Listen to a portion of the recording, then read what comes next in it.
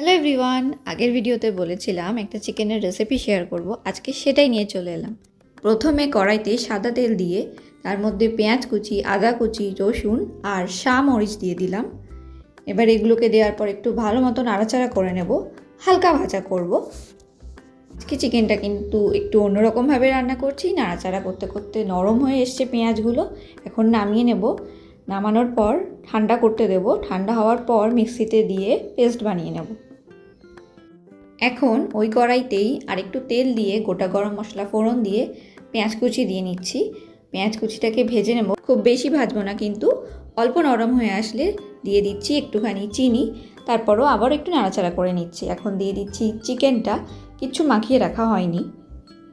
এখন সময় নিয়ে চিকেনটাকে ভাজতে থাকবো, যতক্ষণ না কালার চেঞ্জ হচ্ছে ভাজতেই থাকবো। একটু কালার চেঞ্জ হয়ে গেলে তারপরে যেই পেস্টটা আগে বানিয়ে রেখেছিলাম সেই পেস্টটা দিয়ে দেবো।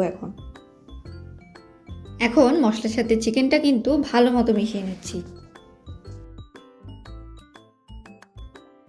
এখন দিয়ে দেব কিছু গুঁড়ো মশলা, শুকনো লঙ্কার গুঁড়ো, হলুদ গুঁড়ো, জিরে গুঁড়ো, ব্যাস।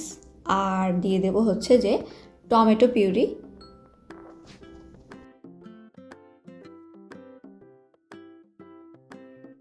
নাড়াচাড়া করে মিশিয়ে নিচ্ছি। বাকি রয়ে গেছে নুনটা, সেটাও এখন দিয়ে দিচ্ছি।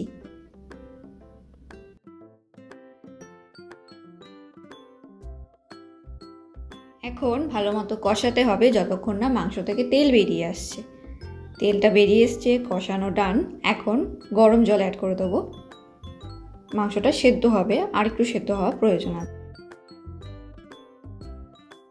এখন চিকেনটা একদম তৈরি হয়ে গেছে। নামানোর আগে উপর থেকে একটু গরম মশলা গুঁড়ো ছড়িয়ে দেবো। ব্যাস, একদম রেডি।